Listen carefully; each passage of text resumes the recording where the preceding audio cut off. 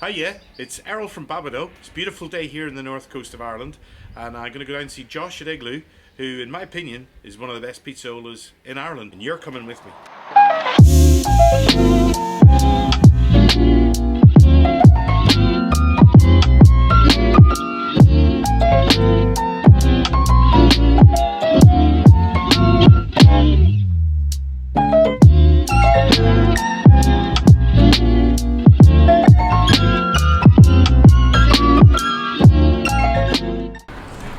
Have you had to put this on some kind of a suspension for when you're driving, the or suspension that they've used on this trailer. apparently it's like a bit of a boat kind of thing? Apparently it's sufficient. I don't know anything about that kind of stuff. Like we had the old trailer that I bought the shell of the trailer Yeah. and then DIY'd it myself. Oh, you built the last van yourself? Yeah. Wow. I ended up just going, right, there's too much in here that's too difficult. Yeah. So I ended up saying, right, I'm just gonna everything I make, put it aside and get a proper van. They're just so busy. The first year I did it all on my own. I made all the pizzas and I cooked all the pizzas, and I was like, stretching the dough, turning around, turning the pizzas, topping and turning around. And I did that for a full year, and then I ended up finding a little guy.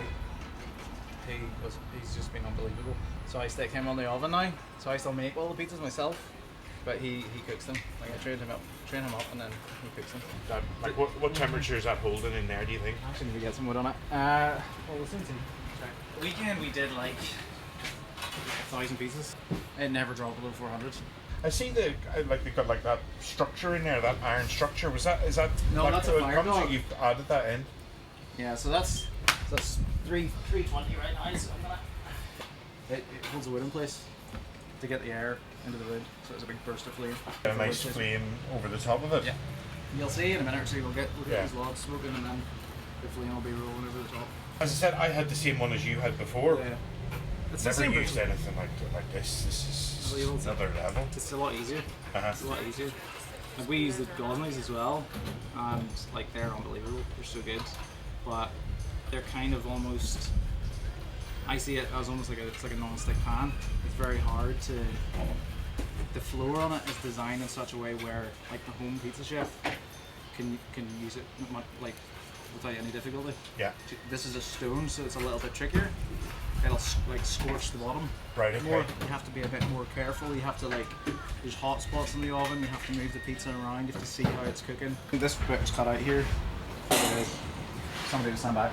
Okay. And to also turn the pizzas. So we got this cut out for the oven. I know where I want each individual pizza because some of them are lighter or heavier. Okay. That need different cooks. Like a margarita or a marinara. There's no. This is what I think's amazing about proper pizzaiolo, right? Because, as a home chef, I read a lot about this stuff. I'm a bit of a geek as well. Yeah. And they talk about the hot spot. And the hot spot to me is, well, that's where you cook your pizza. But you're saying you'd load the pizza in different places depending on the pizza. Give us an example. So, I'll put a marinara, which has no cheese. It's just tomato base, at a cooler spot because there's no weight on the dough. So if I put that at a really hot spot of the oven, the dough would bubble in the center. So I get that sometimes, the bubbling in the centre, and that's because I put it in too hot an area without weight on top of it. Can be. There's a couple of different things that can happen when it's too cold. If it's too cold. If there's maybe a part of your pizza that hasn't been weighed down by toppings. There's a couple of different ways to that, but you can try. First thing I would try is lower the temperature a little bit. You can lift the pizza up a little bit, let some of the air out, lower it back down again. Yeah, people just think you're chucking a bit of dough into a hot oven and out comes a pizza. That's what I thought. Yeah. That's what I thought. When I started, I was like, oh, I'll just make some pizza for a living, but it's escalated massively. What about you?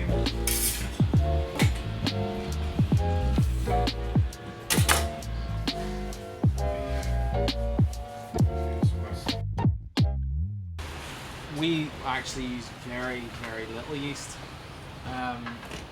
If you were to use do you use a direct dough yourself, or is it do you use a pre-ferment, or do you mix and match? So I usually would just use the Caputo yeast, but again, very small amounts. I use an app that tells me the recipe, and like yesterday I made 8 balls of dough with 300 grams. It was only like 0.8 grams of yeast in it. It was a very small amount. Okay. So if I were to use a direct dough, like a 24-hour direct dough, I need a lot more yeast than that. But because of the sort of method of pre-ferment I use a biga in my dough generally. I use a tiny, for the quantity of flour, I use a tiny amount of yeast, as little as I possibly can.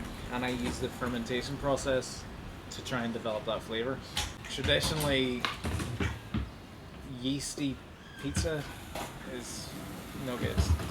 Italians hate, if they find that the dough, you can smell the yeast from it, it's generally bad batch, you know.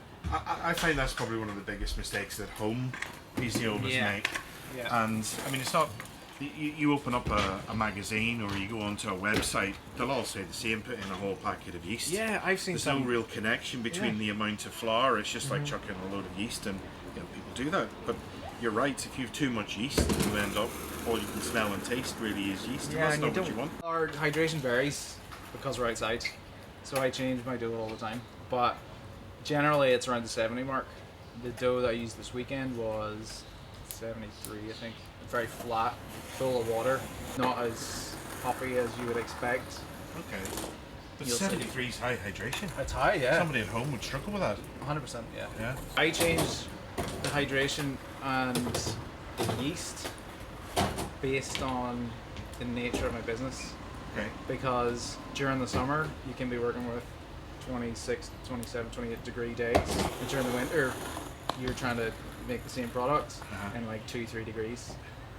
So Gets colder, it's yeah. constantly about adjusting, Yeah. you know, and checking the temperatures, and that's part of my job, to be able to foresee what kind of dough I need. You know, sometimes it doesn't, sometimes I miss the mark a little bit, Do you but know, that's the thing with pizza and pizza dough, right? Because we're geeky, and it's quite a technical thing that I don't think a lot of people appreciate. But it's almost like you get to a point where it's no longer technical; it's about feel. Oh, And the 100%. first guy that kind of explained that to me was Pizza Fantastico, one of the few certified Neapolitan pizzas in Northern Ireland. I asked him the question about hydration, and his answer was depends on the air, which blew my mind. But that's kind of what you're saying. It's just completely changed depending on what the weather is. yeah, I have to change my pizza dough. yeah. I struggled with that at the start. That was something I didn't factor in, was that, you know, winter, summer, like every week changes. We're in Northern Ireland. Yeah. You know, the weather's 4 seasons in one day, so I was trying to make the same dough all the time, and it was a different product every single week. So I had to try and figure out what was causing it, which obviously temperature, and how to adjust that. So the dough takes a lot out of you and time to work out and develop. And dough is 3/4 of a pizza at the end of the day, so it's the most important piece. But I think one of the things that makes you stand out from pretty much any other pizza place that I've ever been to is the toppings. Right? I'm not just talking about the tomato and cheese, which I want to talk about, but it's then the dressing that you do afterwards. And you seem to come up with really clever, I mean, they look on paper maybe complicated, but they taste amazing. Yeah. And I mean, that must take a lot of your time to come up with these new creative ideas all the time. Again, I mean, I think the other day you had this beef ribs that you probably cooked for 24 hours or something. You know, how do you come up with your recipes first of all? Well, I'm a trained chef, Okay, which most people don't know. I didn't know that. No, most people don't. I trained as a chef when I was 20, I think, and I love food. I love cooking, love traveling. I travel to eat. I don't travel to see things. I travel to eat. I won't put anything on as a special unless all of the staff love it. My fiance loves it. I love it. Do you have test days then? When you test We have up? test days, yeah. Just give me a call when those are on, yeah? 100%, yeah. Come on over. Generally, what happens is on a test day, happens once a week. The staff will ring the doorbell. We'll have the Gosneys out and big bottles of wine in the hand, and we'll do a couple of tester pizzas. If that doesn't work, we'll change the cheese on it. It's just about balance. It's about using really good products, which we don't ever compromise on. About having the right sweetness, the right acidity, the right saltiness, the right textures. Sometimes I'll add something for a bit of bite, a bit of texture on a pizza if it's maybe a bit You know, it needs a crunch. Yeah. Add in the right herb. I think people are afraid to use anything else but basil on pizza, which I do agree with. I'll put anything. And on is this pizza. you then breaking with the traditions of Neapolitan? And that's where you say it's not a Neapolitan Yeah, pizza. It's just some might say better. To really strictly stay Neapolitan, you're walled in, and I got to a point where I would be quite like a creative person. I want to keep making things better, and like I say, whenever we first opened here, I was very much, I love Neapolitan pizza, always have.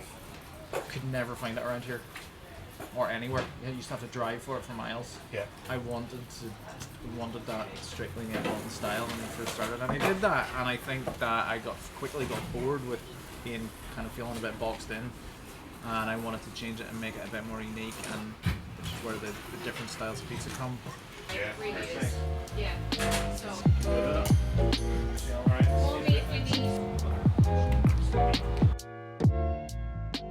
Thankfully, I've got great staff now, but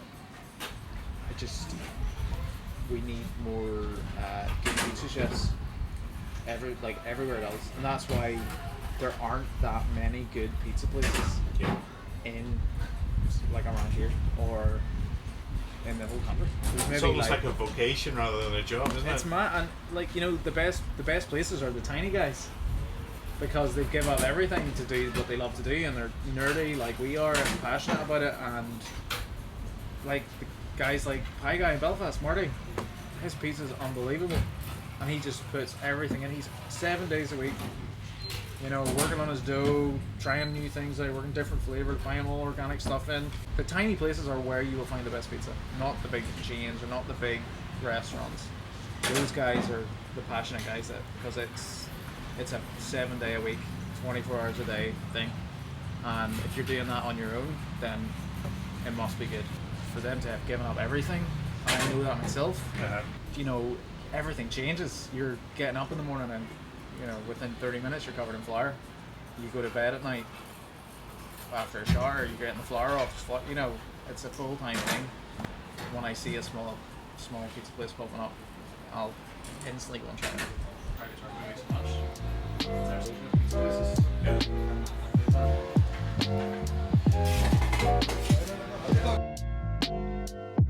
So every self-respecting pizza geek, after they've worked out how to make dough, how to make sauce, how to do cheese, they got to start collecting accessories, don't they? Yes. So I see some of the stuff that you've got here, and you've got this amazing peel from GI Metal. So it's actually very short. That's the kind of size that you'd use in a domestic oven, like a home oven. We get all our peels cut to size from the standard size because of how little space we have in here. Oh, Did you not notice that? I see now you see pointed it? out. Yeah. That's from this. On Does that be red hot in your... day one of the van of this year, pizza came out, and the other pizza chef Ryan that works with us was holding this out, and I turned around to put a pizza in the oven, and it burned right here. That's why we cut them. This one here is smaller and shorter because this is what we were used to in the small van, and our first van was half the size of this one, so we only had this space. Our peels were tiny, and burnt knuckles. a lot of burnt knuckles, a lot of battle scars, and but I initially, for this oven, obviously needed this is a commercial oven, it's a lot deeper.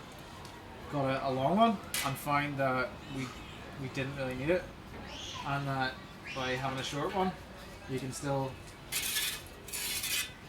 launch a pizza in comfortably, and we don't need that commercial size that you see in pizzerias, and it works much better for us here. So we got this one cut to suit us. 2 temperature thermometers. Yep. 2 Pros, really Do you need important. 2, or is just... No, it's just over time I've had a collection of them. It's such an important tool. It's one of the most important tools when you're making pizza in a wood-fired oven, because if your pizza oven is at 400 versus if your pizza oven is at 450, you're gonna have 2 different products completely. So this is very, very important. If your pizza oven is too hot or if it's too cold, I probe that oven before I put every single pizza in the oven. Wow. Every single pizza. And I probe around the oven different spots, so I know exactly where in the oven to put the pizza. It's very rare that an oven of that size, or much bigger than that, will be even temperature all the way around, because you're working with fire. Yeah. You know, it's hard to control. So these make an enormous difference in how you want your pizza to be. And generally, I have an idea in my head, judging by my dough, how hot it needs to be, or what's the sweet spot of temperature there, and this allows me to get the pizza I want it. I mean, your oven doesn't come with a temperature sensor or dial on it. No. Some of the home ones do, but still, I think having a laser probe to tell you the temperature is really important. It's Doesn't really matter, does it? so important, so important.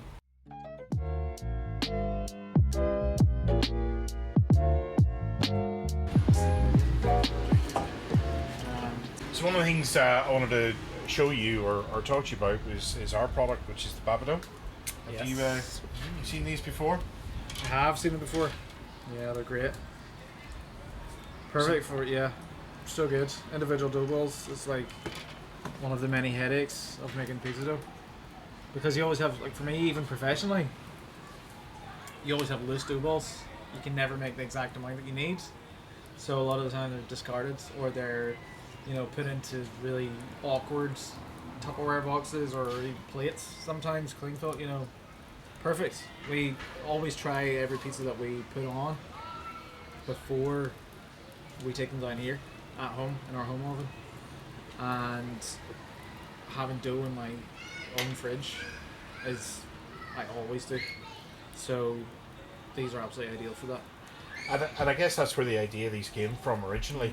You know, as a home pizza chef, pizzaiolo, you know, I want to collect all the accessories I can, and I want to make the very best pizza dough that I can. And the one thing that you could buy actually was something to keep your dough ball in. You could get the really big trays. Yeah, They just don't fit in a fridge. No. You know, or they Far just too even big. take up a lot of space in your garage if you store them there, or in your sheds. Even the smaller ones, what I found is that because I was using higher hydration, the dough balls would expand, they start sticking to each other. Yeah. And you take it out of the box, and literally you've almost got a pancake that you're trying to turn into. Yeah. What I like about these are, when you're just starting out making pizza at home, those larger trays can be very difficult to manage your dough and to get it out in one piece without kind of ruining the shape. This kind of takes away that. It makes it easier for someone who's just starting out to make a proper, round, good looking pizza. Whenever the dough sits for a long time in those bigger trays, they kind of merge together, you know what I mean? And it just makes it difficult. It's frustration. It takes away the frustration.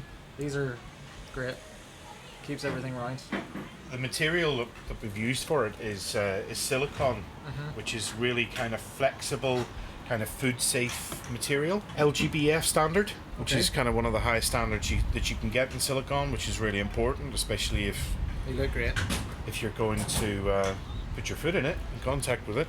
But also it can sustain kind of low temperatures. You can stick it in the freezer to freeze a dough ball. Or you can put it in the oven if you really decided that you wanted to cook a small cake or something. You could do that in it as well. But really the objective of this is to keep all that air within the dough, so that whenever you put it out and then you open it up, you've got a nice airy crust as close to a Neapolitan style as you can.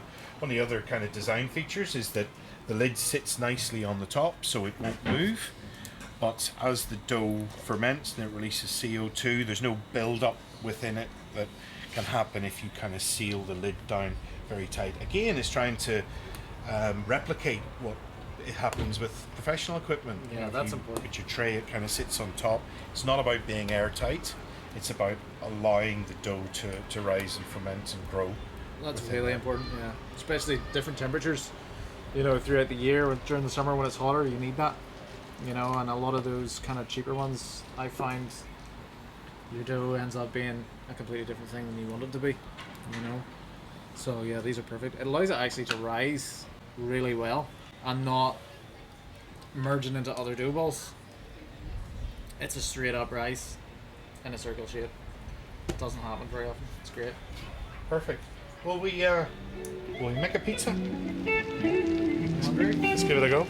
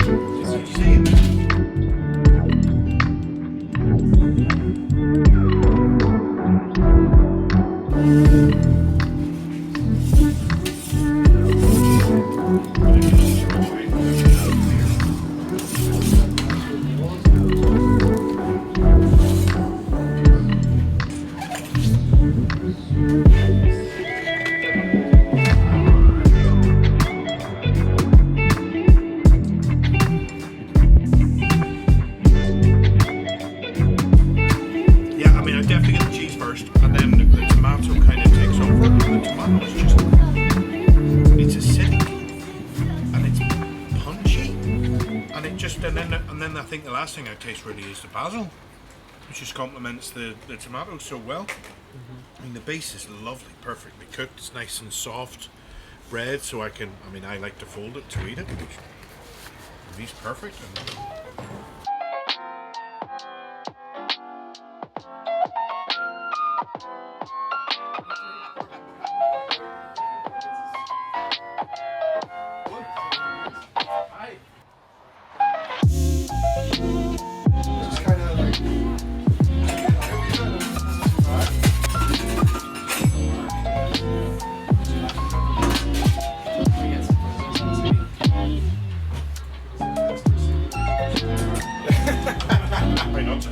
That's very sticky now. It is, isn't it? Yeah, very wet. Basil on it here. Work away, Erol, whatever you want to call it.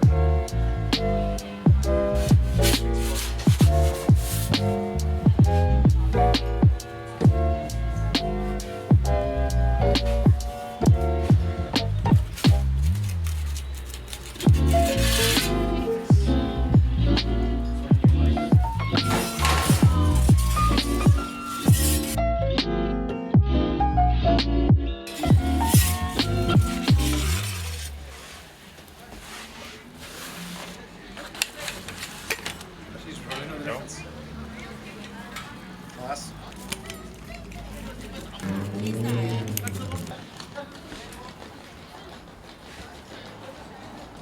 I'm eating the same cheese, I'm eating the same sauce, but the dough yours is just so much more flavoursome. You think? Yeah, absolutely, yeah. Can I try it?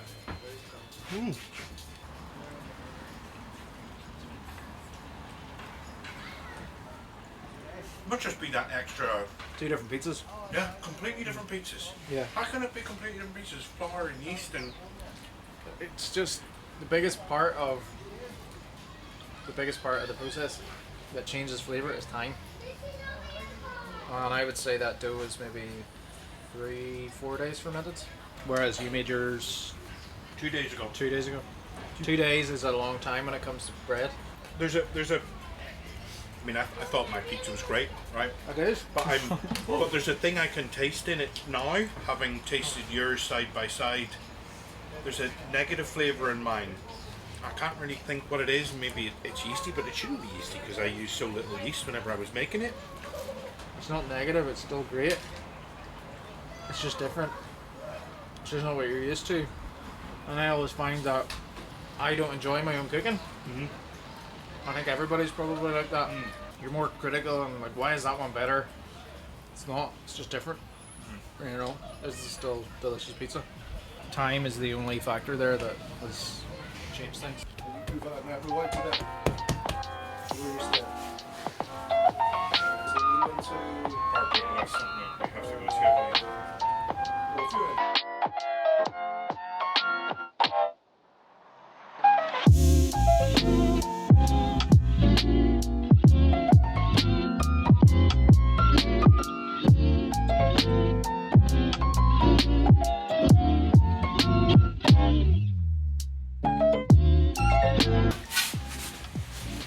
So, do you ever find that it sticks sometimes?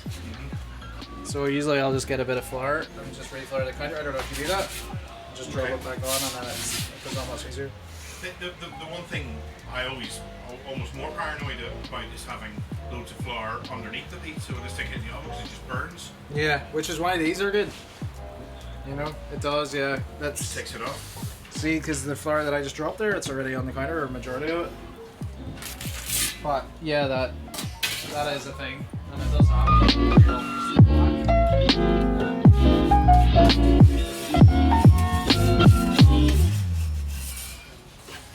I love that. It just comes out with all the steam on it. Gochujang hot honey, which is Spanish hard cheese. There's rosemary in this pizza. I talked a bit earlier about people are scared to use different herbs in pizza because it's, you know, just basil normally, but this has got basil and rosemary on it. Some mozzarellas are very low moisture and they stay whole. I like the Tinsbridge cheese because it's a higher moisture content, higher fat content, and it melts into the pizza, into the sauce. It makes it slightly different, Comes as one. but again,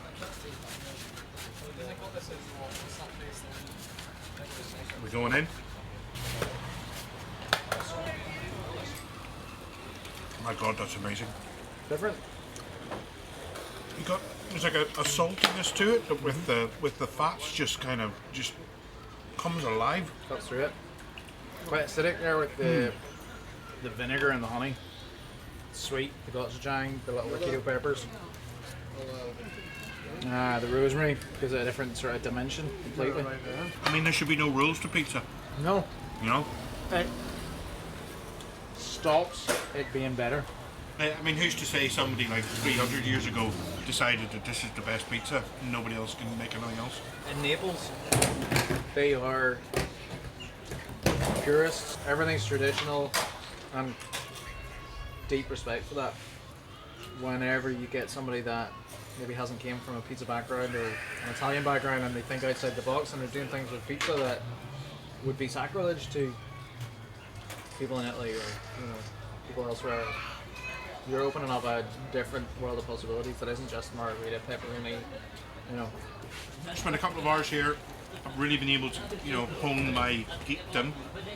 I have a few more tips that I'll certainly be taking away from this conversation. I've eaten some fantastic pizza. John, thank you very much. My pleasure. Really Thank appreciate you. it. Anytime. What an amazing day I've had here with Josh at Igloo. I mean, I've eaten the pizzas more times than I care to remember, and every single one of them has been fantastic. Really, really tasty. But now I've just seen how much knowledge the guy has. You know, he was a chef, and then he moved into making his own dough and making his own pizza. He's gone down the wormhole, right? He's learnt all about the various yeasts, the flours, the fermentation, the hydration. I've really enjoyed that conversation with Josh today, and the best part of it, I've got another fantastic pizza to take home with me. What a great day.